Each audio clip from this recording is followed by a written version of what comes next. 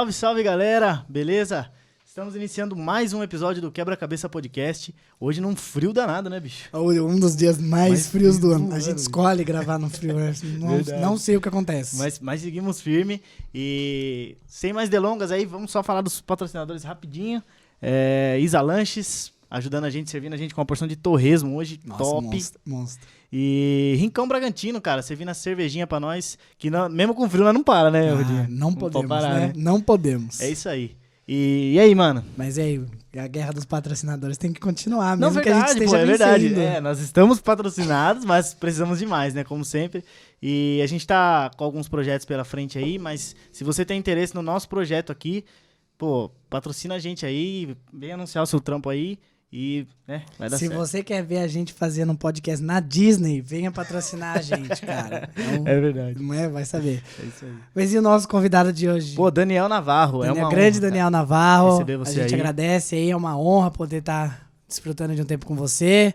Por favor, se apresente ao público. Fale um pouco mais de você. Bom, primeiramente aí, boa noite a todos aí. Obrigado pelo convite, Rodrigo, Peterson. É um prazer estar aqui, né, para falar um pouquinho de vários assuntos aí, assuntos polêmicos. Vai vir, vão vir. Vamos lá, vamos ver se eu estou preparado para isso Legal. e vamos lá. Conte um pouquinho da sua história rapidinho para nós aí, só para o pessoal se inteirar. Beleza, bom, começando, eu sou mineiro, né? Sou de Itajubá, sul de Minas. Minha família é de imigrantes, então meu pai ele veio da Espanha quando era criança, com os pais dele. E minha mãe é filha de japoneses. Então, Caramba. né? Então, um japonês, um espanhol, nascido em Minas Gerais. Então, tem paella, sushi e feijão tropeiro, tudo junto. Pô, maravilha. Eu estudei engenharia, né? Meu pai era professor da universidade. Caramba, que legal. Acabei seguindo esse caminho também. Fiz engenharia de controle e automação. Nunca trabalhei com isso. Trabalhei com engenharia de produção, que trabalho até hoje, né? Tive bastante experiência também internacional. Tive em mais de 30 países, aí, então rodei um pouquinho. Caramba. Conheço alguns lugares, grande parte a trabalho, né? Então foi mais ou menos essa história, né? E tô desde que eu entrei no mercado de trabalho no segmento automotivo, né? Nas horas vagas, vamos dizer assim, né? Eu também tenho um canal no YouTube. Caramba, já manda aí pro pessoal. Depois eu vou já mandar pode aqui, que falar. se chama Leadership, que é a mistura de Lean com Leadership, liderança. Depois Chique. eu vou Se vou inscreve compartilhar. lá, chuva de likes. Senta o dedo like. Esse cara vai lá, Chuva de senta o dedo no Aperta like. os likes aí, exatamente. Depois eu vou mandar o link e se vocês puderem deixar na descrição. Vamos lá, com Show de certeza. bola, Vamos lá. maravilha. Já Show tem de mais um inscrito, que é Tá desse vendo? podcast. Pois é, isso Bom aí. demais, bom demais. Mas vamos falar um pouco aí que você comentou que você tem bastante experiência internacional, né? Pelo que eu entendi, então você já trabalhou em vários países do mundo, pelo menos por um período determinado, né? Na verdade, eu estive a trabalho em Certo, vários países do perfeito. mundo. Pela mesma empresa ou não? Assim, várias empresas? Por várias empresas. várias empresas. Mas Então, qual que era o objetivo geral, assim, de ir lá? Assim, Teve eu- um padrão? Tinha De tudo. objetivos diversos, né? Então, desde fazer uma reunião, um workshop de 1, 2 semanas, né? Até fazer alguns eventos de auditoria de processo especificamente, treinamento, né? Então, rodei aí um pouquinho, né? Acho que o legal. único continente que eu ainda não tive, que eu não pisei ainda, é a Oceania. Então, não fui ainda. Austrália, Nova Zelândia e tal. Sim, vai que tem uma fábrica de canguru lá, né? Você Né? vai te chamar. E aqui, cara, Bragança Paulista, assim, como é que você chegou pra cá? Cara, Bragança, eu sempre passava aqui, né, em frente, porque eu moro em Jundiaí hoje, e voltando para Minas, sempre passava aqui em frente na Fernão Dias e tal, e os dias que tinha trânsito eu acabava desviando e entrava por dentro de Bragança, né? Legal. Famoso pela linguiça aí, Sim. pois é. e também por uma empresa renomada aí do mercado automotivo, que eu tive o prazer, a honra de trabalhar aí por um ano, basicamente, Sim. né? Então, estava numa área diferente da minha área de formação e que eu sempre atuei, e acabou surgindo essa oportunidade que foi muito bacana, né? E voltei para minha área que eu estava atuando há algum tempo já. Né? Que legal. E o Brasil, pelo que você pouco viveu em cada país que seja, mas é muito diferente a estrutura profissional do Brasil comparada com esses países? Tem muita diferença? Eu acho que não tem tanta diferença na estrutura. E assim, a experiência que eu tive foram com empresas multinacionais, né? Então acaba que a estrutura, a organização acaba sendo muito parecida, porque tem a mesma empresa aqui, tem lá e tal, as políticas são muito parecidas. Mas o que eu diria que é interessante do Brasil, e aí eu diria que é uma vantagem do Brasil e do brasileiro, é essa questão multicultural, né? Porque, você vai na Alemanha, tem um monte de alemão. Agora, por exemplo, tem mais imigrantes lá, porque a Alemanha tem sido um país como é que eu posso... que não está crescendo populacionalmente. Então, tem bastante mão de obra imigrante que tem trabalhado e tem migrado para lá, por exemplo, né? Sim. Mas, geralmente, ou historicamente, é uma cultura única e, claro, dentro da Alemanha, por exemplo, tem várias regiões, vários dialetos e até várias diferenças. A Espanha acho que é um dos que mais tem, né? O catalão, tem o basco, Verdade. tem, Sim, né? sim. Galego, então o madrilenho. Então tem muita cultura diferente dentro da mesma região. E no Brasil não é diferente, né? Recebeu migrantes aí do mundo inteiro, muitos italianos, muitos japoneses, portugueses, né? Então tem uma miscigenação grande, além dos africanos que vieram, os índios que já estavam aqui. Então acho que essa adaptação multicultural é uma vantagem competitiva do profissional brasileiro, se ele conseguir aproveitar essa oportunidade, essa manha aí que ele tem, né? Que legal, cara. E, cara, como que é isso, assim, você olhar pra trás, assim, ver da onde você começou e falar, puta, velho, rodei vários países, assim. Qual que é essa sensação, assim, cara? Que é uma coisa que acho que muita gente almeja, né? Sim, com Né? certeza. Você olhar pra trás e falar, puta... Experiência internacional é o que brilha os olhos de muita gente hoje, né?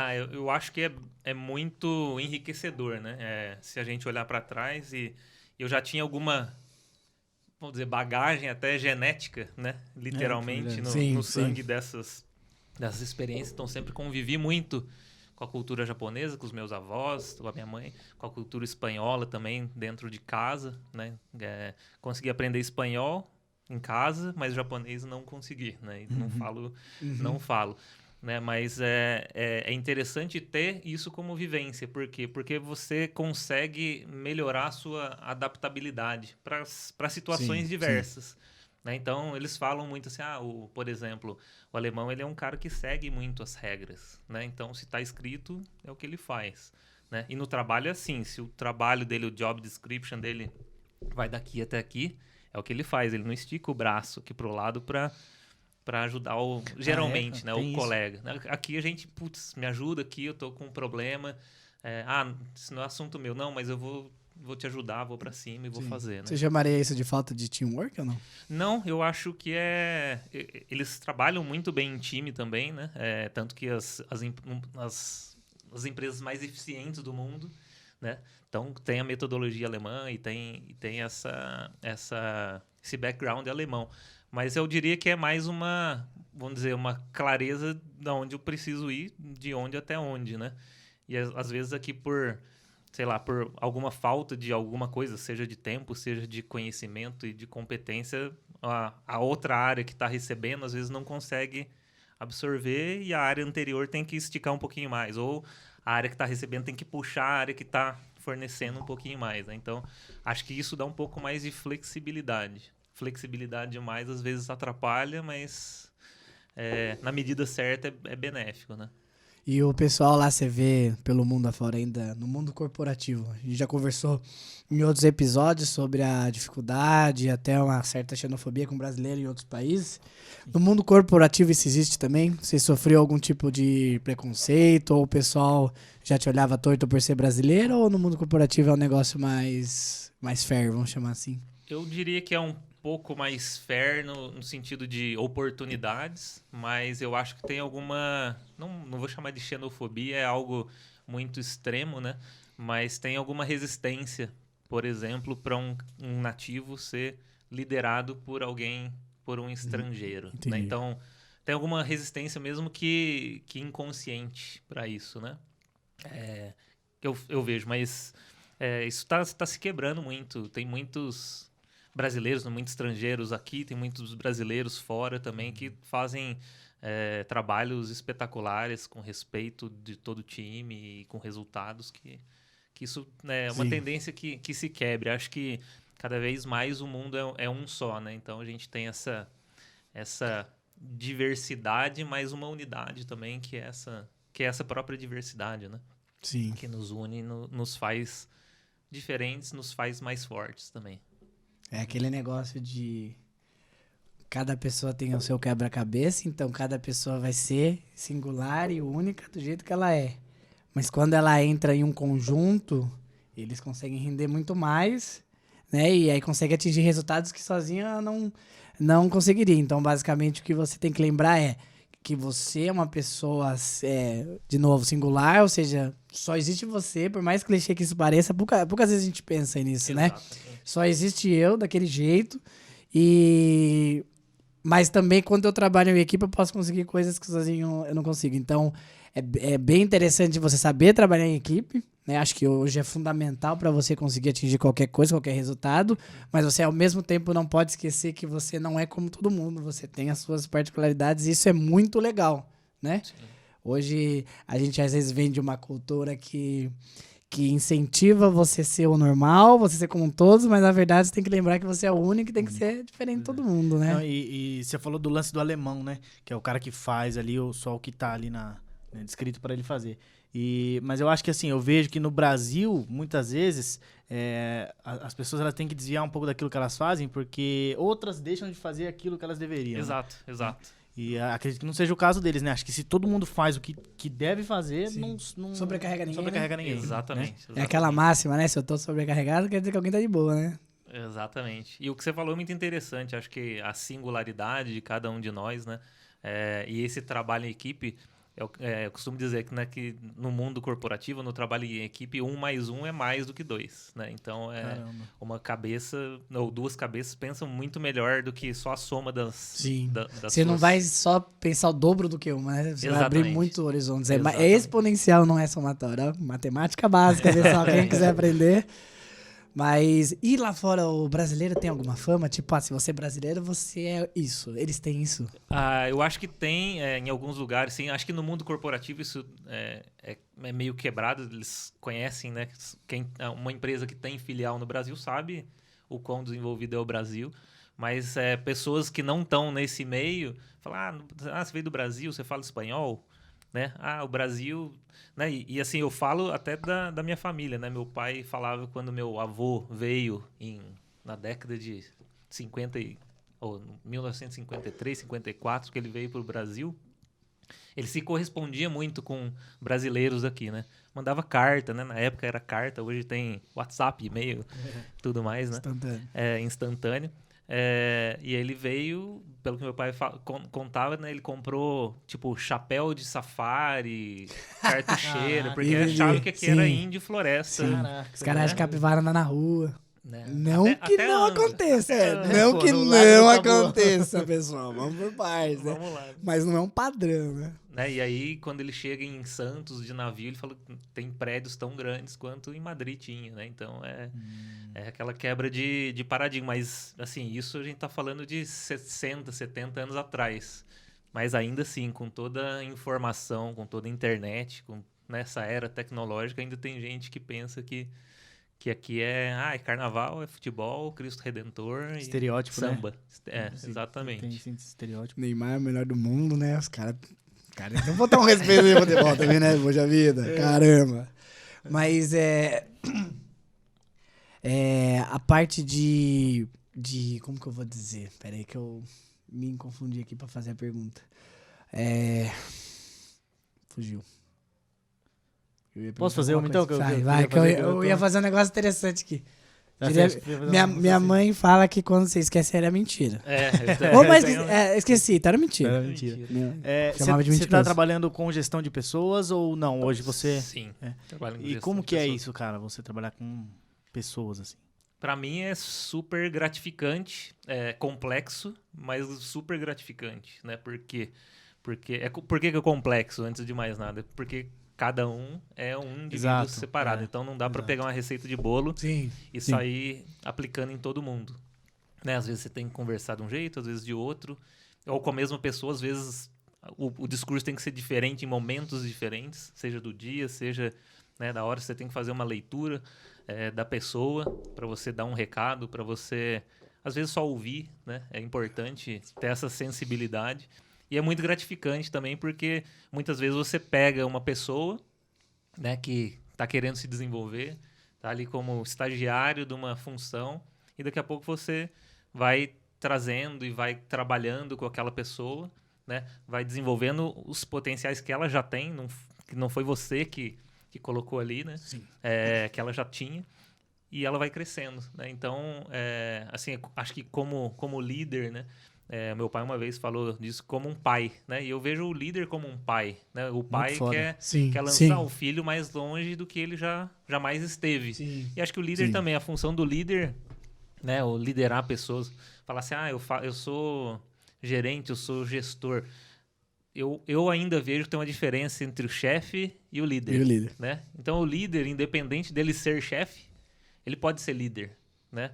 E o chefe, independente dele ser chefe também, pode ser que ele não seja líder, né? Então, ele tem que cativar, ele tem que motivar, ele tem que inspirar o líder, né? E desenvolver. Então, acho que o papel do líder é fazer com que as pessoas cheguem mais longe, ou criar novos líderes, né? Se for essa a vontade. Líderes modernos e criam novos líderes. Exatamente. Isso é fato. A gente teve um episódio que a gente falou muito sobre liderança aqui, né? Surgiram muitas coisas legais, sim, né? sim. Mas um dos pontos que eu acho que é crucial para esse lance, cara, é que... E é uma das principais falhas, assim, que eu vejo também, pela minha vivência, né? Eu acredito que as pessoas que estão na liderança, algumas delas, né, não generalizando, mas acredito que elas se esquecem que um dia elas estiveram nessa posição de iniciante, né? E aí cobram e, enfim, né? Sim. Por coisas que ela também um dia não soube, né? Um dia ela também foi falha, né? E isso é muito grave, né? E assim, o que eu vejo é quando você lidera a pessoa, a primeira coisa que na minha cabeça um líder tem que ter é interesse genuíno nas pessoas. Eu não estou ali porque eu sou chefe. Eu estou ali porque é uma escolha que você faz, né? Você quer que aquela pessoa se desenvolva. Exato. Você quer que ela seja mais, que ela cresça, que ela aprenda, que ela se desenvolva. Né? Então, isso é importante. E se a pessoa tem esse interesse genuíno, é um aprendizado constante. Então, jamais essa pessoa vai falar, não, eu sei tudo, eu sou o cara e eu domino e sou referência, né? Pode até ser que a pessoa seja uma referência, mas jamais um líder de verdade vai falar, putz, eu não sei nada ainda, né? Eu tô só aprendendo, né? Então, acho que isso é importante, né? O aprendizado constante, a busca em aprendizado constante nunca é tarde. Nunca é tarde para estudar, nunca é tarde para aprender, nunca é tarde para ensinar. Acho que é sempre uma troca e é importantíssimo isso, né? E da mesma maneira que você falou, o líder, ele saiu de algum lugar. Também tem pessoas que falam, não, ele é o gerente. Mas o gerente também foi estagiário ontem. Justamente. Né? Não nasceu gerente, né? Ele não nasceu gerente, né? Então, sim. Quando eu fiz estágio, a minha parte, ou grande parte do meu dia, eu ficava nas máquinas, né? Nas máquinas mesmo de produção. Sim. Por quê? Porque o coordenador de estágio falou, não, se você vai um dia coordenar como essas máquinas vão ser distribuídas, como elas vão ser adquiridas, quais são as melhores do mundo, como você vai atuar nela como engenheiro, é interessante que você saiba. E eu falei, ok. Então, passava parte do meu estágio, a parte da manhã eu lembro direitinho. Eu chegava, ia para a produção, para a linha de montagem, ficava com o operador, trabalhava junto com ele, entendia, e depois almoçava, e depois eu ia para engenharia. Né? Então, isso foi interessante também, por quê? Porque eu ganhei muitos aliados na produção. Não sou um engenheiro que chega e fala, faz assim. Faz assim, boa. Por quê? Porque que eu estava do lado dessas pessoas. E 2, que eu aprendi muito com essas pessoas. Você viveu aqui. Exato. Eu vivi ali e vivi então. com eles, né? Não vivi, eu tô ali coordenando um projeto, implantando e, né, eu vivi fazendo o que as pessoas faziam. Né? E na sua carreira, você já se deparou, assim, com algum líder ou alguém, assim, um gestor seu que você fala, puta, esse cara, não posso me espelhar nele, ou que te fez mal, não sei. Sim, e assim, alguns casos que assim, se fala, putz, eu não quero ser igual a ele, mas que foi super positivo, porque eu sei como não fazer também. Exato, um aprendizado. Eu recebi esse aprendizado no começo da minha carreira profissional, que o meu mentor falava assim, todo mundo vai ser exemplo a você. Tem gente que vai ser exemplo de como ser e tem gente Como que vai não ser ser, exemplo é verdade. do que não fazer, de como não ser. Verdade. Isso daí faz muito sentido na minha cabeça. Exatamente. Muito Então, foda mesmo. todas as pessoas que cruzam com você na vida pessoal e profissional, acho que elas são importantes, né? Basta você pegar o aprendizado correto delas, né? Então, E assim, pegar o aprendizado correto delas não é fácil também, né? Você não sabe, putz, tá fazendo legal ou tá fazendo errado. Só as cabeçadas que vão te ensinar isso. Ou, né, como o Rodrigo falou, ter um mentor ajuda muito, né? Porque aprender com erro é muito bom. Mas aprender com o erro dos outros É o melhor. sábio, a história com do certeza. sábio, né? É, A história do exatamente. sábio, o cara, como que é? O cara esperto aprende com os próprios erros. O sábio aprende com os erros dos outros. Exatamente. E corta caminho, Exato. né? Mas daí um negócio importante pra gente falar, que é a importância de um mentor na vida da pessoa. E não somente profissional, mas pessoal. Sim. Né? Então a importância, por exemplo, no seu caso, de ter alguém que tivesse a visão que para você ser um bom engenheiro, para você ser um bom líder, para você conseguir desenvolver, primeiro você tem que saber o que estava acontecendo ali. Exatamente. Então, assim, tem um pouco da parte do mentoring, que há a importância de ter alguém que saiba te mentorar. Que a pessoa que sabe mentorar, um bom líder, ele não vai só te dar o apoio profissional, ele vai te dar o apoio pessoal, ele vai te mostrar como se portar ou como não se portar. Ele não vai falar assim, ó, você tem que fazer assim, assim, não. Ó, tá vendo aquele comportamento? Não é recomendado. Ou, tá vendo aquela decisão que você tomou? Não é recomendado. Então, assim, ele vai tanto no âmbito profissional quanto no âmbito pessoal, para conseguir fazer desenvolver. Por quê? Porque somos pessoas e o âmbito pessoal, no meio profissional, ela vai fazer Vai influenciar. muita parte. Com Exato. certeza. E o segundo ponto, a parte da humildade. Né? Se você não fosse humilde o suficiente de falar, não, independente se eu sou o cara que opera o estágio, o gerente, eu tenho que estar lá para conhecer. Sim. No momento você foi humilde o suficiente de falar assim, eu tenho que estar lá, eu vou estar lá, e aonde te levou hoje. Então a mesma coisa é você ter a humildade de saber que você precisa, ou até onde você precisa conhecer, ou não ter aquele problema do tipo, isso não é problema meu, eu não tenho que saber isso, eu não tenho que viver isso. Então, assim, a importância do conjugado entre a importância de um líder e um mentor, mas a importância da humildade do liderado. Sim. Né? Você tem que ter a humildade, por exemplo, de receber um feedback negativo, de falar assim, pô, você tem razão, eu preciso melhorar em tal coisa. Porque por muitas vezes, às vezes na maioria dos casos, o feedback negativo não é assim. Você foi lá e fez um projeto errado, você foi lá e fez tal coisa errada. É o seu comportamento, ó. Você é um cara explosivo, você é um cara reativo, você é um cara você gasta muita energia onde não precisa. Então a maioria dos feedbacks, quando você se recebe, se eu vou arriscar falar que a maioria são assim, é do seu âmbito pessoal, né, do seu comportamento. O cara não vai chegar pra você e falar assim, você acredita nos seus valores, tá errado. Isso daí dificilmente vai acontecer, né, cara? Falar assim, não vai mexer com essa parte pessoal, mas vai partir da parte do seu comportamento. Se você for prepotente e arrogante o suficiente pra achar que a opinião da pessoa que trabalha com você, não necessariamente alguém que responde a você, mas alguém que você tem a parceria de colega de trabalho ou até mesmo a pessoa que você lidera. Sim. Você precisa saber a opinião da pessoa. Ao mesmo tempo que é a linha tênue de você não ter que acarretar tudo que as pessoas falam. Mas você tem que saber como ela se sente. Por exemplo, se eu tenho uma percepção que tal pessoa... Ou, por exemplo, você tem uma percepção minha que eu sou uma pessoa prepotente e arrogante. Por mais que eu acredite que eu não seja, eu tenho certeza que isso é algo meio pessoal. Mas assim, por mais que eu acredite que eu não seja, eu tenho certeza que eu não seja. Algum motivo te fez acreditar que eu fui. Em algum momento, eu te mostrei não ser uma pessoa prepotente e arrogante. Em algum momento, pontual. É importante buscar. Então, cara, a importância da humildade no desenvolvimento, né? Tanto na parte do mentor, você ter a humildade de escutar o que seu mentor tem a dizer, quanto também já pegando um âmbito de geral profissional, né? A importância de você saber que você precisa melhorar em tal ponto, né? Tem hora que é complicado um cara chegar pra você e falar assim, eu acho você muito, sei lá, alguma característica sua. E você fala, puta, eu vou mudar? É bem complicado, né? Então, assim, às vezes muitas pessoas são prepotentes e arrogantes o suficiente pra falar assim, cara, se não é meu chefe, a opinião dele não importa o que ele acha, ele tem que fazer o trabalho dele. Isso acontece muito. Muito. Parece um absurdo o que eu tô falando aqui. E ninguém vai assumir isso, né? Mas no dia a dia acontece. De eu falar assim, cara, se eu não respondo pra você, por que eu quero saber o que eu tenho que você acha que eu tenho que melhorar? Você não vai mudar nada na minha vida, né? Então, assim, é um negócio que eu acho totalmente contra. Assim, uma coisa que eu me preocupo é saber a opinião de todo mundo que tem contato comigo profissionalmente. Tem muita coisa que eu escuto que eu falo assim, cara, assim, eu não vou. Uma coisa que eu tenho em mente, tô falando bastante, mas já vou passar a palavra pra vocês.